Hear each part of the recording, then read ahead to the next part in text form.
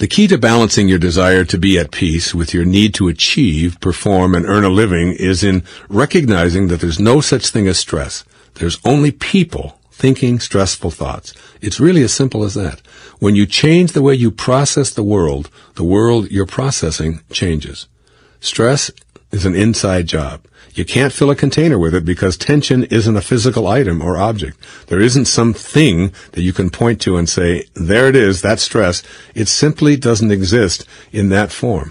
Yet 112 million people in America take medication for stress-related symptoms, which include fatigue, heart palpitations, indigestion, diarrhea, constipation, nervousness, excessive eating, rashes, nail biting, loss of appetite, insomnia, anxiety, irritability, panic, moodiness, memory lapses, the inability to concentrate, ulcers, obsessive-compulsive behavior, feeling upset, and on goes an almost inexhaustible list.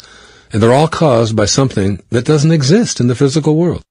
Being out of balance on this stress measure results in being one of the millions of people requiring medication to manage the symptoms listed above. It means that you often feel exasperated because you never really enjoy the life you work so hard to achieve. You may frequently feel as if you're spending your life running on an endless treadmill.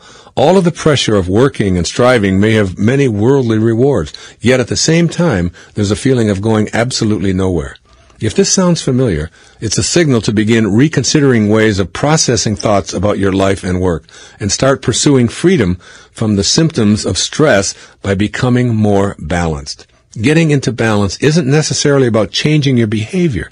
Certainly you can pursue stress-reducing activities such as meditation, exercise, walks along a beach, or whatever might work for you, but if you continue to align yourself with achieving more, defeating the other guy, winning at all costs, and going faster because you believe that's how to keep up, then you're guaranteed to attract the vibrational equivalent of this thinking into your life, even if you do yoga and stand on your head chanting mantras every day. Stress reduction is about realignment.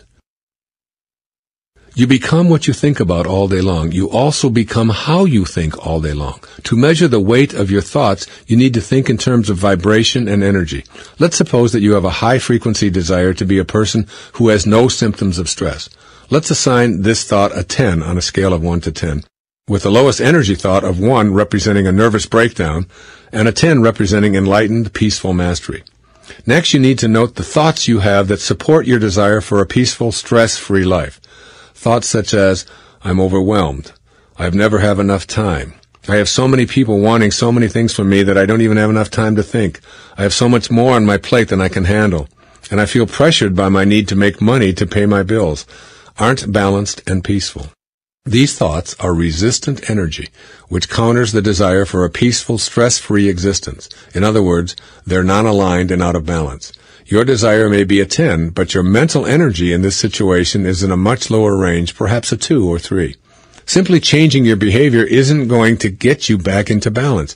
You're still attracting symptoms of stress when you say no to people and their demands, but vibrate to a frequency that's thinking, I really should be doing what they ask of me, or maybe I can squeeze in their requests a little bit later on if I adjust my schedule. You may have pulled back from an overly full and frenzied schedule, yet you continue to radiate thoughts of fear and scarcity that will activate the law of attraction to bring you fear and scarcity.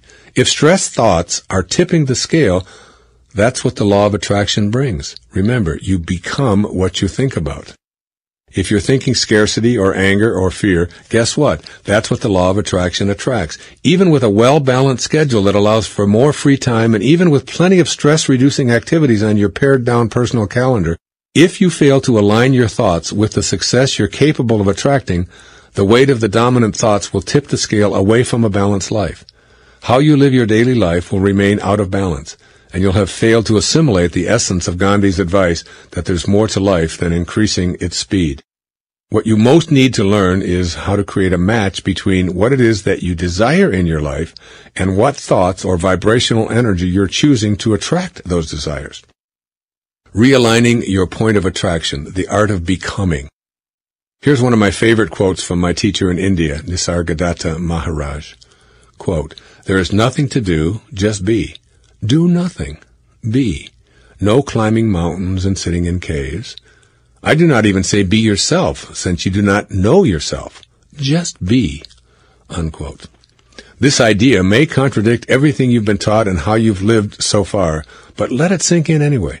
If your lifetime inventory of ideas and rules has contributed to your being one of those 112 million who use medication to handle non-existent stress, you can certainly afford to entertain this thought.